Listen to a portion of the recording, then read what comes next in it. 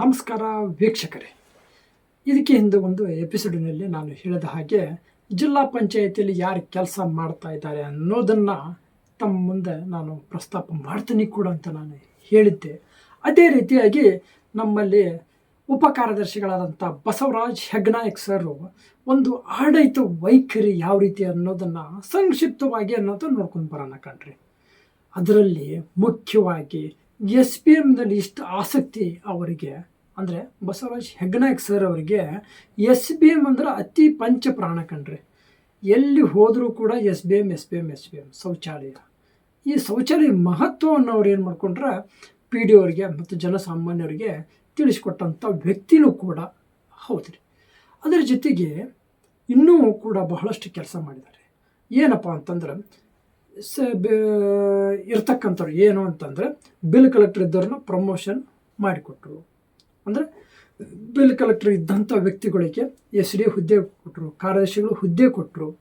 ಇದೇ ನಿರಂತರವಾಗಿ ಅವರು ಚಟುವಟಿಕೆಯಲ್ಲಿ ಇರ್ತಾರೆ. ಖಾಲಿ ಕೊಂಡೋ ಮನುಷ್ಯನ ಅಲ್ಲ ರೀ ಅವರು. ಅಂದರೆ ಕೆಲಸ ಮಾಡೋದಲ್ಲಿ ಅವರು ಹೆಚ್ಚಿನ ಒಂದು ಆಸಕ್ತಿ ವಹಿಸ್ತಾರೆ. ಆದರೆ ಮಾತುಗಾರನಲ್ಲ ಕಣ್ರಿ, ಕೆಲಸಗಾರ.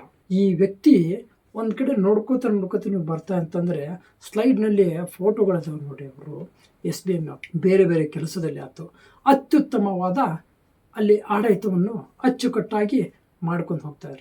ಆದರೆ ಅವರ ಒಂದು ಪಾರ್ಟಿನಲ್ಲಿ ಯಾರಾದರೂ ಕೆಲಸ ಮಾಡದೆ ಹೋದರೆ ಅವ್ರಿಗೆ ಬೆಂಡೆತ್ತಾರೆ ಸ್ವಾಮಿ. ಅದರಲ್ಲಿ ಪ್ರಮುಖವಾಗಿ ಒಬ್ಬ ವ್ಯಕ್ತಿ ಕೂಡ ಹೆಸರು ಹೇಳ್ತೇನೆ. ಅದು ಯಾರಂತಂದರೆ 20 ವರ್ಷಗಳ ಹೆಚ್ಚಿಗೆ ಕೆಲಸ ಮಾಡಿದಂಥ ವ್ಯಕ್ತಿ ಯಾರಂತಂದ್ರು ಕಣ್ಣು ಮುಚ್ಚಿ ನಮ್ಮ PD ಅವ್ರು ಹೇಳ್ತಾರೆ, ಜಿಲ್ಲಾ ಪಂಚಾಯತಿಯಲ್ಲಿ ಹೇಳ್ತಾರೆ. ಅದೇ ಆ ವ್ಯಕ್ತಿ ಯಾರಪ್ಪ ಅಂದ್ರೆ ಸಂಜೀವ್ ಪಾಟೀಲ್. ಈ ಸಂಜೀವ್ ಪಾಟೀಲ್ನೇ ಇವರು ಸೋಮಾರಿತನನೂ ಅನ್ಬೋದು ಅಥವಾ ನಿಷ್ಕಾಳಜಿನೂ ಅಂತ ಹೇಳ್ಬೋದು. ಅವರು ಮಾಡುವಂಥ ಕೆಲಸ ಎಲ್ಲ ನಾನೇ ಮಾಡ್ತೇನೆ ಅಂತ ಫೈಲ್ಗಳನ್ನ ಡಿಗ್ಗಿ ಹಾಕೊಂಡು ಕೂತ್ಕೊಂಡ್ಬಿಡ್ತಾರೆ. ಯಾರಂದ್ರೆ ಸಂಜೀವ್ ಪಾಟೀಲ. ಮತ್ತೆ ಯಾರಾದರೂ ತಕರಾರು ಅಜ್ಜಿ ಇದ್ದು ಅಂತ ಹೋಗೋರಿ ಅಲ್ಲಿ ಹೊತ್ತು ಪಟ್ನ ಹೋದ್ರಂತಂದ್ರೆ ನಮ್ಮ ಬಸವರಾಜ್ ಹೆಗ್ನಾಯಕ್ ಸಾಹೇಬರು ಇಮ್ಮಡಿಯೇಟ್ಲಿ ಅಲ್ಲೇ ಫೋನಲ್ಲಿ ತೊಗೊಂಡು ಕಟ್ ಅಂತ ಫೋನ್ ಹಚ್ಚಿ ಆ ಫೈಲ್ ಏನು ಆಯಿತು ಅಂತ ಇಮ್ಮಿಡಿಯೇಟ್ಲಿಯಾಗಿ ಕೇಳಿ ತರಿಸಿ ಆ ಫೈಲನ್ನು ನೋಟ್ ಶೀಟಲ್ಲಿ ಬರೆದು ದೊಡ್ಡ ಸಾಹೇಬರಿಗೆ ಕಳಿಸ್ಕೊಡ್ತಕ್ಕಂಥ ವ್ಯಕ್ತಿ ಅಂತಂದರೆ ಬಸವರಾಜ್ ಹೆಗ್ನಾಯಕ್ ಸರ್. ಇವರು ಸರಳ ಜೀವಿ ಕಣ್ರಿ, ಭಾಳ ಸರಳ.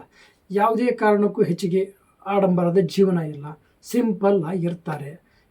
ಯಾರಾದರೂ ಕೆಲಸ ಆಗಿಲ್ಲ ಅಂತ ಬಂದರೆ ಇಮ್ಮಿಡಿಯೇಟ್ಲಿಯಾಗಿ ಅವರಿಗೆ ಏನು ಮಾಡ್ತಾರೆ ಹೇಳಿ ನೋಡುವ, ಅವರಿಗೆ ಸ್ಪಂದನೆ ಕೊಟ್ಟು ಅವರಿಗೆ ಉತ್ತರ ಕೊಡ್ತಕ್ಕಂಥ ವ್ಯವಸ್ಥೆನೂ ಕೂಡ ಎಂತೆಲ್ಲ ಮಾಡ್ತಾ ಇದ್ದಾರೆ. ಅದೇ ನಮ್ಮ ಬಸವರಾಜ್ ಹೆಗ್ನಾಯಕ್ ಸರ್. ಇವರು ಒಂಥರ ಹೆಂಗಂತಂದ್ರೆ ಇವರು ಹಸನ್ಮುಖಿ ಕಣ್ರಿ. ಯಾವತ್ತೂ ನಗತಾನೆ ಕೆಲಸ ಮಾಡ್ತಾರೆ, ನಗ್ತಾನೆ ಹೇಳ್ತಿರ್ತಾರೆ. ಅಂದ್ರೆ ಆ ವ್ಯಕ್ತಿ ಕೂಡ ಬೇಜಾರು ಅನ್ನೋ ಪದನ ಇಲ್ಲ ಕಣ್ರಿ. ಜಿಲ್ಲಾ ಪಂಚಾಯಿತಿಯಲ್ಲಿ ಯಾವತ್ತೂ ಹಸನ್ಮುಖಿಯಾಗೇ ಇರ್ತಾರೆ.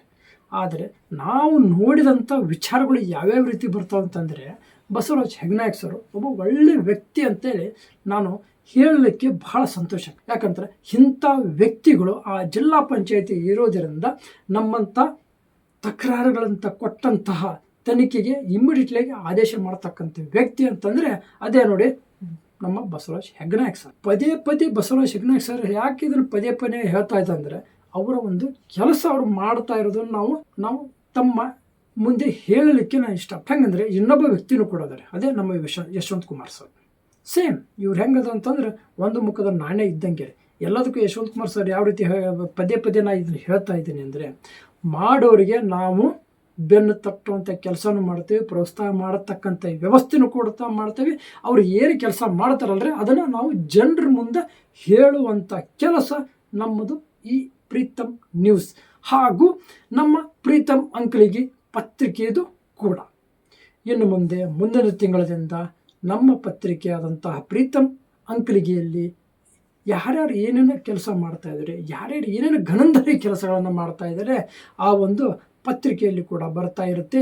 ಈ ಪ್ರೀತಮ್ ನ್ಯೂಸ್ನಲ್ಲಿ ನಿರಂತರವಾಗಿ ಇದ್ದೇ ಇರುತ್ತೆ ಅಂತ ಹೇಳ್ತಾ ಇವತ್ತಿನ ಒಂದು ಎಪಿಸೋಡ್ ಕೂಡ ಅಂತ ಮುಗಿಸ್ತಾ ಇದ್ದೀನಿ. ಎಲ್ಲರಿಗೂ ಕೂಡ ನಮಸ್ಕಾರ. ದಯಮಾಡಿ ಹೊಸಬರು ಈ ಚಾನಲಿಗೆ ಸಬ್ಸ್ಕ್ರೈಬ್ ಆಗಿ ಮತ್ತಷ್ಟು ಶೇರ್ ಮಾಡಿ ಅಷ್ಟೇ ಹೇಳ್ತಾ ಒಂದು ಕಳಕಳಿಯಲ್ಲಿ ತಮ್ಮಲ್ಲಿ ನಾನು ವಿನಂತಿಸಿಕೊಳ್ಳುತ್ತಾ ಇವತ್ತಿನ ಎಪಿಸೋಡು ಕೂಡ ಮುಗಿಸ್ತಾ ಇದ್ದೀನಿ. ನಮಸ್ಕಾರ.